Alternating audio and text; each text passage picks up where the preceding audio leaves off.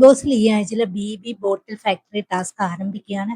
ഈ ടാസ്ക് എന്തെന്ന് വെച്ചാൽ ഇതിൽ രണ്ട് ക്വാളിറ്റി ചെക്കർമാരുണ്ട്. അത് ജിഷിനും നമ്മുടെ അനുമോളുമാണ്. പിന്നെ ഇതില് നാരങ്ങയുടെ ഓറഞ്ചുമാണ് രണ്ട് ഫാക്ടറികളുള്ളത്. നാരങ്ങയുടെ ഫാക്ടറിയുടെ ഉടമ നമ്മുടെ അനീഷും ഓറഞ്ച് ഫാക്ടറിയുടെ ഉടമ നമ്മുടെ നിവിനുമാണ്. ബാക്കിയുള്ള 11 പേരാണ് ഇവിടെ ബോട്ടിലുകൾ ഉണ്ടാക്കി അല്ലെങ്കിൽ കഴുകി വൃത്തിയാക്കി ഈ ഏജന്റുമാരെ ഏൽപ്പിക്കേണ്ടത്. എങ്ങനെയെന്ന് വെച്ച് കഴിഞ്ഞാൽ നമ്മുടെ ബിഗ് ബോസ് ചാക്കുകളിൽ ബസ്സറടിക്കുമ്പോൾ ചാക്കുകളിലാക്കി കുറെ കുപ്പികൾ കൊടുക്കുക.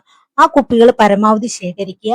അത് വെള്ളം ഉപയോഗിച്ച് കഴുകി വൃത്തിയാക്കി തുടച്ച് ഉണക്കി ഈ നാരങ്ങയുടെയും ഓറഞ്ചിന്റെയും ഏജന്റുമാരുടെ കയ്യിൽ കൊണ്ടുവന്ന് കൊടുക്കണം. വൃത്തിയുള്ള സാധനങ്ങളാണ് ഇവരെടുത്ത് സെലക്ട് ചെയ്യേണ്ടത്. ഇവരത് സെലക്ട് ചെയ്തിട്ട് ഇവർക്ക് അവിടെ ഓറഞ്ച് ജ്യൂസും നാരങ്ങയുടെ ജ്യൂസും ഉണ്ടാക്കുന്നതിനുള്ള പൊടികൾ കൊടുത്തിട്ടുണ്ട്. അവർ ആ പൊടികൾ അവിടെ കലക്കി വെച്ച് അത് നല്ല മധുരമുള്ളതും ടേസ്റ്റും മണമുള്ളതുമായ ഈ ഓറഞ്ച് ജ്യൂസും നാരങ്ങ ജ്യൂസും ഇവർ കൊടുക്കുന്ന കുപ്പിയിൽ ശേഖരിച്ചു വെക്കണം.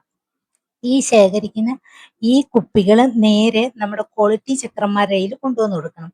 ക്വാളിറ്റി ചെക്കർമാര് ഇത് നല്ല ടേസ്റ്റും മണവും ഗുണവും അതേ കണക്ക് തന്നെ അതിലെ ബോട്ടിലുള്ള ഓറഞ്ചിന്റെയോ അല്ലെങ്കിൽ ലെമണിന്റെയോ അളവ് കറക്റ്റ് ആണോ എന്ന് നോക്കിയിട്ട് അവരത് ചെക്ക് ചെയ്യും.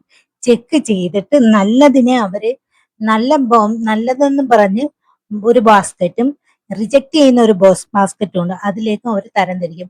അപ്പൊ നല്ലതായിട്ടുള്ള ജ്യൂസുകൾ എവിടെ കൊണ്ടുപോകും? നമ്മുടെ ബിഗ് ബോസിനെ നേരിട്ട് അങ്ങ് ഏൽപ്പിക്കും. ബിഗ് ബോസിനെ നേരിട്ട് ഏൽപ്പിക്കുമ്പോൾ ആ ഓരോ ജ്യൂസിന്റെ കുപ്പിക്കും അനുസരിച്ച് ഓരോ കോയിനുകൾ നമ്മുടെ ബിഗ് ബോസ് കൊടുക്കും. ആ കോയിനുകള് ഈ ക്വാളിറ്റി ചെക്കർമാര് നമ്മുടെ ഏജന്റന്മാരെ ഏൽപ്പിക്കും. ഏജന്റന്മാരാണ് പിന്നീട് ഈ ബോട്ടിലുകാർക്ക് എന്ത് ചെയ്യണം? ഈ കോയിനുകൾ കൊടുക്കണം. കൊടുക്കുകയോ കൊടുക്കാതിരിക്കുകയോ ചെയ്യാം. പക്ഷെ ടാസ്കിന് അവസാനം ഏറ്റവും കൂടുതൽ കോയിനുകൾ ആരുടെ കയ്യിലാണോ ഉള്ളത് ആ വ്യക്തിയാണ് ക്യാപ്റ്റനിലേക്ക് മാറും. അത് മാത്രമല്ല, നമ്മുടെ ഈ ക്വാളിറ്റി ചെക്കർമാരുണ്ടല്ലോ, ജിഷിനും അനുമോളും, ഇവര് രണ്ടുപേരിൽ ഒരാളെ എല്ലാവരും കൂടെ ചേർന്ന് ക്യാപ്റ്റൻ മത്സരാർത്ഥിയായിട്ട് തിരഞ്ഞെടുക്കുകയും ചെയ്യും. ഇതാണ് ടാസ്ക്. അതിപ്പോ ആരംഭിക്കാൻ പോവാണ്. എല്ലാ കാര്യങ്ങളും കഴിഞ്ഞു.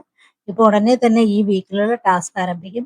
നല്ലതായിട്ട് പോയാൽ കൊള്ളാം. ഒരു ഒച്ചയും ബഹളവും ഒക്കെ ഉണ്ടാകണം. കാരണം എന്ന് വെച്ചാൽ ഇന്നലെ ഇന്നുമായിട്ട് വെറും ബോറായിട്ട് കൊണ്ടിരിക്കുകയാണ് ബിഗ് ബോസ്.